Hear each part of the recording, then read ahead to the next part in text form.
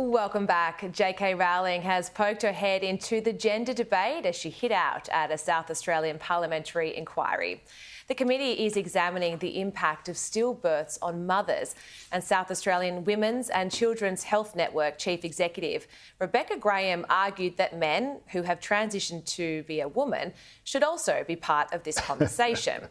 Well, JK has said when this madness ends, which it will, one of the ugliest things to look back on will be how women weren't even allowed the dignity of owning their sex-specific trauma. The misogyny is simply breathtaking. And Evelyn, I've got to say, like when you see these articles and you read about what's going on, I just feel like it is just such an insult to women. Having babies is something that is just so... that only women can do, and yet we have to now pretend that a male can also have a child. Yeah. It's just insulting. It is very insulting, and to all the women in South Australia who have lost and across the country who are looking at this in horror, like, honestly, like truly my heart goes out to you because there's nothing quite like losing a child, and those who have will understand. I don't need to say anything else about that. But rather than prioritising the sentiments of the women who have endured this trauma, they're literally giving platform to the sentiments of biological men who will never, no matter how much they convince themselves in their mind, they will never understand what this does. Every woman who is pregnant carries the DNA of their child for the rest of their life, whether it's a miscarriage, whether it's a stillbirth. That there is a physical thing that biological men will never understand. And it's traumatising to even have to talk about this on the news because it is so delicate and heart-wrenching and just, we shouldn't even have to talk about this on the TV. Women at home shouldn't have to endure us even having this conversation.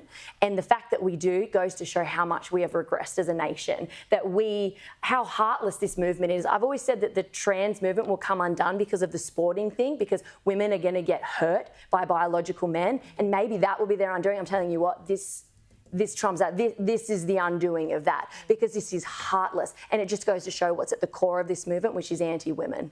I totally agree. It's really inserting themselves into a conversation that they don't need to be part of. That's right. And a lot of arguments of, we're not asking women to make concessions, blah, blah, blah. It's consistently, we are being asked to make concessions. And even in such a serious and tragic circumstance as this, to be...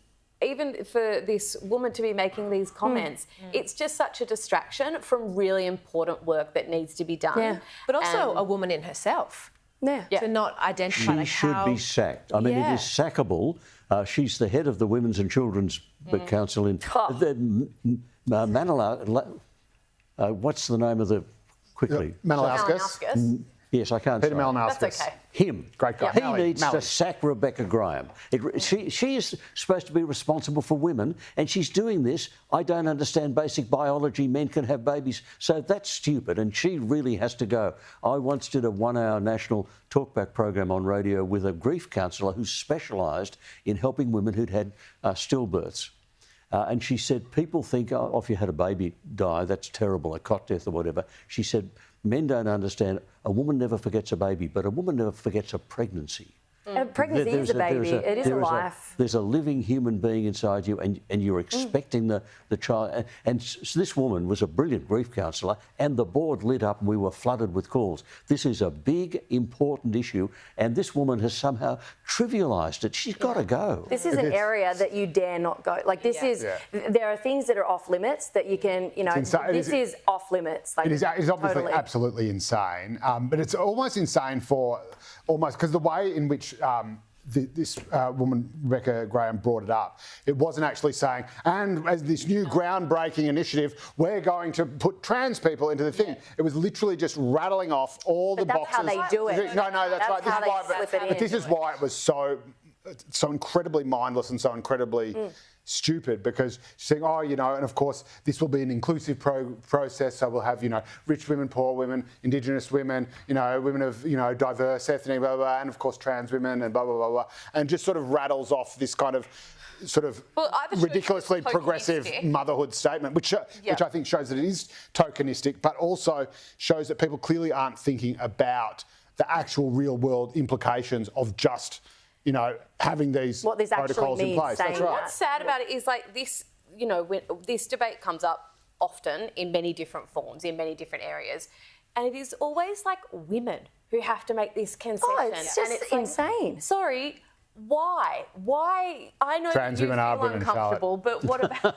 I'm telling Joe. you, it's like, Joe. Well, the I'm sooner actually we not going can to say it. I'll restore men and women their definition back into the Sex Discrimination Act, the better.